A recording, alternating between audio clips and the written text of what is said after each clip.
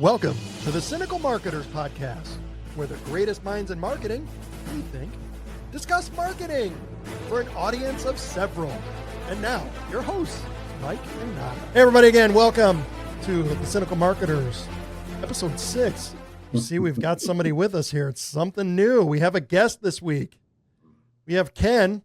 I was going to do this big intro. Ken's a video guy with lots and lots of experience. He's got a degree from DePaul University. He's been working for 15 years in videography. He's down in Florida right now running a team for an award-winning agency on the Treasure Coast area in Florida. So a lot warmer than where we're at for sure. But I'll let Ken tell you a little bit about himself. I was going to do it, but I'm not that good of a producer, honestly. So, Ken, welcome. Thank you so much for being the first guest of the Cynical Marketers. Excited to have you. Oh, thank you. I'm happy to be here. Nada's a friend of mine, and I'm so excited that she's invited me to be a part of this new endeavor that you guys have. And I'm a fan. I could say thank you. Proud to be one of your first fans. So thank you for doing what you do. Thank you. In 3 or 4 months, when this completely blows up and we're famous and are having big people on, you will always have that little trivia thing. And this will probably what you'll use in icebreakers in the future at work is something about me. I was the first guest on the Cynical Marketers. So, yes. Yep. It's a great name too. I love the name. Thank you. Yeah. Thank you. We thought it was great. I know. We appreciate it. So, you're our first one here. Videography. This is your area of expertise, and we know video is so important in the world of marketing, and it's gaining steam. All the apps out there, we know this stuff: TikTok, Instagram. TikTokification of the world as well. And everybody wants video from short form to long. YouTube still is out there. And this is what you folks do. Yep. So how important do you think, video production is for businesses, for marketing, whether it's for social media, their website, whatever? Obviously you think it's important, but why is it so important? Well, First of all, I don't think people understand that you don't need a very large budget or large production to make great video. I'm a filmmaker, and at Ironside where I work, all of my team, I call them filmmakers because we are storytellers, but we're professional creatives. And so we are learning each day. We are coachable and very much like a team. And so I think all of us are very passionate about telling stories. And I think, small businesses, especially in our market, are starting to realize that they need video in their marketing, and it doesn't need to be a grand production. It could be something as very simple as a family organization that has a great backstory, or they have a legacy here in the community that can connect with their market. And so where Ironside is in Vero Beach, we service anywhere from Stewart area, just north of Miami, Jensen, all the way to Melbourne. That's called the Treasure Coast. And we have a lot of service-based organizations. And in the last 10 years, since I've lived here, I've noticed just a surge in new businesses, people moving to Florida, influx of new people moving to Florida after COVID. And all of them are coming to us wanting help for marketing. And almost all of them are saying, we need video. We want to do this. We want to do video. We know we need video, but they don't know where to start. And so I think your point about budget is crucial, and you guys are experts at this because, one of the top fears that I think businesses have is that they think video is so expensive and it's so, it's cost prohibitive for them. So they're just afraid of it, and I think it's a great point that you raise that you don't necessarily have to have a huge budget. No. Right. Yeah. I think, people are still spending a lot of money on print, for example. Like where I work, we're a big print shop, and most people's go-to is every door direct mail. Like they just want to send a postcard out to someone and spray and pray and hopefully that works. But we kind of rein them in and look, this is obviously a market for you. You still can do direct mail, but you should also be thinking more holistically, through digital platforms. And video is always very cohesive with what we're doing in their other marketing channels. And no, you don't need a large budget. In fact, we have clients that spend $500 a month with us, and it's just a matter of, okay, we're going to go and get a couple testimonials each month from some of your clients, or we're going to show up and shoot some B-roll of this specific area of expertise that you guys have in your organization, whether it's, a pressure washing company that's just getting started, a law firm that needs headshots for their website, a medical facility, or a doctor that has a very good client base. They have no trouble getting clients. It's just they want to position themselves differently than the other, eye doctors now, because there's like 60 eye doctors in this town, and it's like, we have a market of an older population, and so they just want to position themselves as the best and the most customer service orientated, that family feeling. And so we have a wide range of budgets, but it always starts with just having a conversation of what they actually need. Can they service new clients coming in?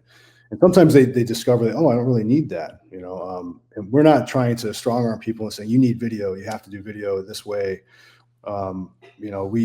We can be very, very simple with production. It doesn't need to be an extravagant lights, camera, action deal. So we are partners. We are partners with our clients. We educate them. I would say our clients are the heroes, and we're not trying to portray ourselves as the experts and say, you need to do it this way because otherwise it's not going to work. No, we are not the right fit for everybody, but we definitely at least have a conversation with the folks that come to us asking for help and try and really find out, the owner of the company, does say we like to find out what the pathos, logos, and ethos of the organization is. And they may not even know what that is. Yeah. They never really thought of it. Right. And so just kind of finding out where they're at currently and what their goals are, because they may not even know what their own goals are. They just know they want video. I think it's great to have that discussion, and it's part of the thing that we do as consulting, and it's actually consulting then. So when you're having that conversation with somebody, what's your ethos, your pathos, and where they might not have even thought about this, because a lot of folks, especially in service businesses, started it because they had this skill for this service. They're accountants, right? They went to school to be an accountant, so I started an accounting firm, but they never really thought about who do I help, how do I help them, why am I doing this? So it's great as a consultant like you guys are to get them thinking this way about their business, and I think that's a valuable aspect that we in the consulting world, in the marketing consulting world, bring to some businesses to help them think that way, about their stuff. Business owners tend to not, because I think they get so buried in a day-to-day of just trying to pay their bills and my next client. So I really, it's awesome to hear that from you guys. Well, what I love is that you just mentioned all the service-based businesses, right? And so I think the service-based businesses have traditionally always been, like you mentioned, like the mailers and traditional kind of forms of marketing. And they're realizing now that they can definitely benefit from video. So I think it's amazing to put that out there to say they can go to someone like you guys to say, hey, like we want to do video, but we don't know what that entails. We have no idea what the budget would even need to require, and like kind of walk them through that process. Because I think so many of the service businesses that like Mike and I have worked with are always like, ooh, I don't want to be on camera. I'm uncomfortable. Like, why do I'm an accountant, like Mike said, like I'm an accountant. Why do I need to do video? But customers find brand proof and validity in who you are in the content that you post on social media, whether it be short or long format videos. So I think it's important to acknowledge that for service-based businesses too, not just like product-based, not just, oh, here I'm selling this product, right? Like those videos seemingly are easier, maybe, Ken. I don't know if they are for you guys. You bring up a great point. A lot of clients will come to us and they just want us to focus on their features and benefits. Like, this is the product we make.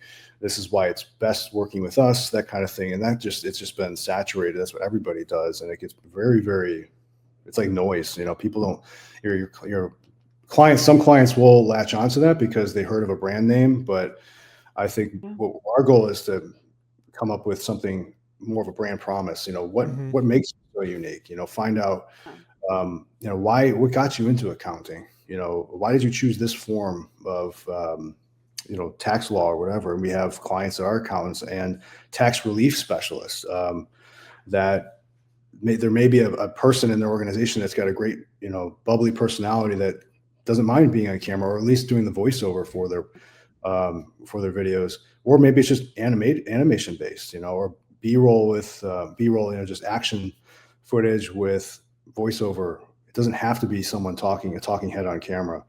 And so when we explore these ideas with them, they're like, "Oh, okay, so you can use my voice, but I don't have to be on camera." Well, yeah, it's just Being very on camera. That is the Yeah. biggest Easier thing that now. I've found in, I've been doing this for, 10, 15 years too. And, and then, it's funny in an organization, I had this once in a client.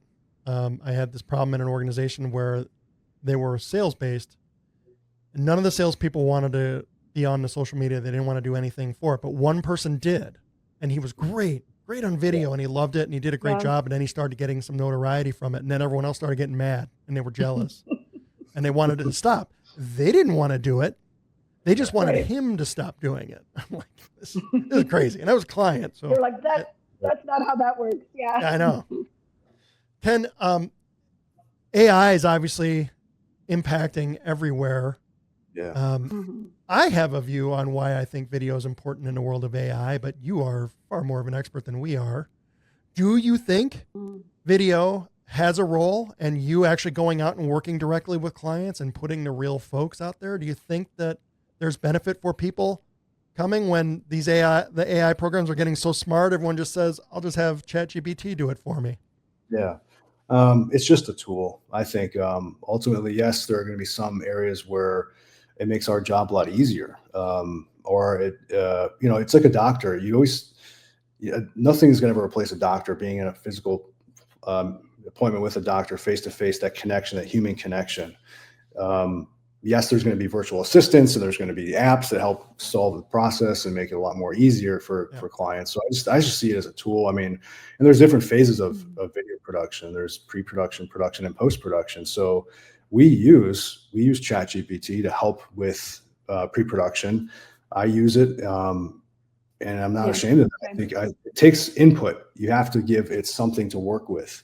And so you are generating the ideas, and you just need some help with formatting, or coming up with alternate concepts if you're stuck. It's just a great tool, like Google was when it first came out.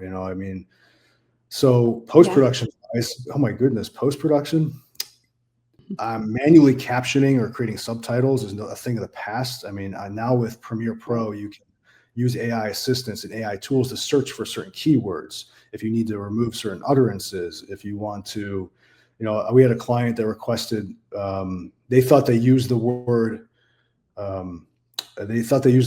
excellent too many times in a sentence, like 3 or 4 times, and they were doing their interview. And I said, well, we can certainly remove some of those.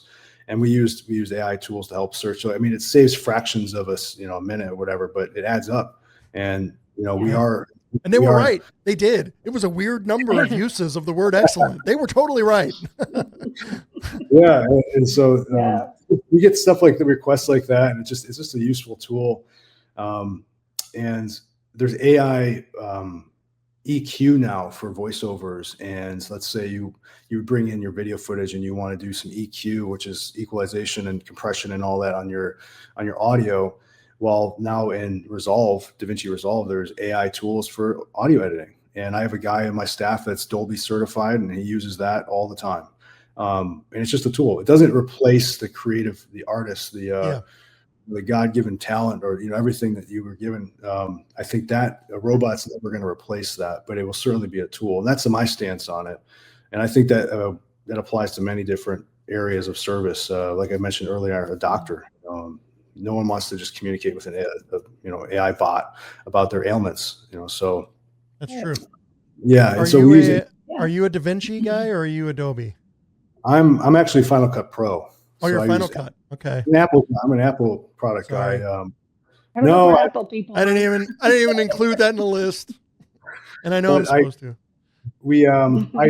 I started with Adobe, and Premiere was my first editing software, and then Final Cut Pro was in grad school, and then Resolve I've dabbled in it, but I'm aware of how powerful it is, and we have it at our studio, and a few guys actually use it. But it's just a tool. I think I've tried. I'm early on, right? So I don't feel like I'm married to anything yet. Like I'm not terribly deep in it. And I've tried. I'm Premiere Pro, and I know Adobe, and I know some folks who are out there who will they do their color grading in DaVinci. Yeah. And then everything else in Premiere, because the coloring and the color grading in DaVinci is, I think, far more powerful than Premiere Pro. I agree. And I think the node-based software, it's non-destructive. There's a lot of it. It's how the software uses the footage, how it was natively intended to be used. And so, it's just a tool. I mean, the one I struggle with the most is CapCut. And I don't know how to use CapCut. And I use all of this software for professional. Right. And CapCut, I just look like a total amateur, and I don't care. It's like, I'll create a reel just for fun and I'll use CapCut. Yeah. I use CapCut on TikTok for any green screen meme. Yeah. And that's it. And I know how to take the green screen meme and then add text to it and then put it up on TikTok. That's it for me with CapCut. And I never jumped on it because at first they didn't have a desktop. And look, you see the gray hair. I don't like doing anything on my phone. I know it makes me old and unhireable. I get it, but I can't stand doing stuff on my phone. So I needed the desktop app. If you're listening to this or watching, if you're Lance and now Ken's on it, so he's not watching this, Matt, I don't know what programs you guys use, our viewers. There's another one that's out there that I love, and I've used this for a long time before I really got serious to try to learn Premiere, and it's called Kapwing. And I don't get paid. We're not getting paid. We would love to if somebody wants to pay us. But it's called Kapwing, Kapwing. If you know how to use Canva, and that's what I was looking for, was a Canva type video editor. So it's not great. It won't do a lot of everything, but if you're just somebody, you can't afford to pay somebody to edit for you. If you know how to use Canva, which isn't terribly difficult, you can use Kapwing, and it's pretty good. So, and we don't get paid again, remember. And I think the tools matter, but yes, tools matter. Yeah. I was going to say the tools matter for sure. And I also think that what's interesting with short form, like 30 to 60 seconds videos that you would put up as like reels on Instagram or TikToks or, shorts on YouTube. I think we definitely want to encourage small businesses to do themselves. But I think anything that is beyond that, I think the message really that I am getting from Ken here is like, hey, video is not out of reach for you if you're a small business with a small budget. And I think that's so important to put out there for businesses that, that can make a difference. And like Ken was saying, like they can, it doesn't have to be you on camera. If you are a chiropractor and you're like, hey, I'm uncomfortable being on camera, but I would like to have a video that goes on my website, that's pinned on top of my social media, that, talks about my services. I think it's so important for people to understand that myth of video production is so expensive, which was the case some years ago, right, has definitely changed. And like Ken, like you said, not everything is, big production crew. Agencies can definitely handle smaller projects and still take it, like you as a business can still take advantage of that professional service. Yeah. Yep. Ken, as we wind down time, and what viewers don't know, I screwed up. This is our second time doing this. My production skills. So we appreciate your time. A couple of questions, Ken. You've been a video guy and you've worked with businesses for a long time. How do you answer this question from a business? Can you make us go viral? The short answer is yes. Sure. Yeah, sure. Sure. Yeah. I think the question is, what, who else is doing what you do, knowing that market and maybe looking at some of the successful people who have done digital marketing podcasts and seeing what they have done. And just, I watch a lot of podcasts too myself. And I think the most successful ones are the ones that are they're truthful and they, and they're educational and being 17 to 20 minutes, I think that's a pretty good market for you guys. It's not 3 hours long. I know. I talk a lot. So that's awesome. You can do it. And then to end on a high note, you've done this a long time, so I can't even imagine a number of clients you've had, but do you have a project in your mind that is something that you think about, you think back on, you're like, man, that's some of the best work I did. I'm really proud of that. Oh yeah. And in fact, a lot of the projects that are my favorite aren't necessarily marketing centric at all. I mean, you have a brick and mortar business like we have, you're going to get people driving by that are like, what is Ironside? And they'll come in and they'll ask questions, and just through organically, someone found us because they knew of Ironside as a marketing business and they had worked with them in the past. It's been around since '87, so we've had a lot of clients, but it's projects we have deemed legacy stories. So it's someone who comes in and they just want to tell the story of their life, so that their grandchildren and their children and their children know who was grandpa. Yeah. And the client, and then the client is the family. And so it just makes it basically makes that person immortal. Their life story lives on. And so we treat it just like any other project, as a documentary style project. And we gather, obviously we want to hear from them directly, their own words. And we gather photos, we gather video content. Maybe we may follow around for a day in the life. We had a pilot that got his pilot's license when he was 35, was a very successful businessman. And he wanted just a video that would be used to remember him. And so we've done a handful of those. And those are some of my favorite projects because there's no other goal than just to have this keepsake for the family. And, those budgets, they can be very small, but they can also be whatever. It's just a matter of what the client wants to invest in it. And so, and also we've done a lot of work with the local sheriff's office here, and there's been a few canine projects that have been a lot of fun working with the animals. That's cool. And helping the sheriff's office appeal to the community to build a new canine facility for the dogs. That was a lot of fun. And, these are officers that dedicate their entire life to the community, and they have no place for their dog to relax out otherwise, it's basically just inside the squad car or outside. There's no facility for them to train other than an open field. And so, those projects, nonprofit organizations, those are the ones that, pull my heartstrings and are the most fun to work with. And so we've worked with very small businesses that you may not even heard of them. And so those are the ones that I feel are most exciting to work with. That's fun. Because they're so open-minded. That's really great. So they're so open-minded, and seeing the results, and the client seeing the result, thinking, oh my gosh, like, the client always has an expectation of what they're going to get.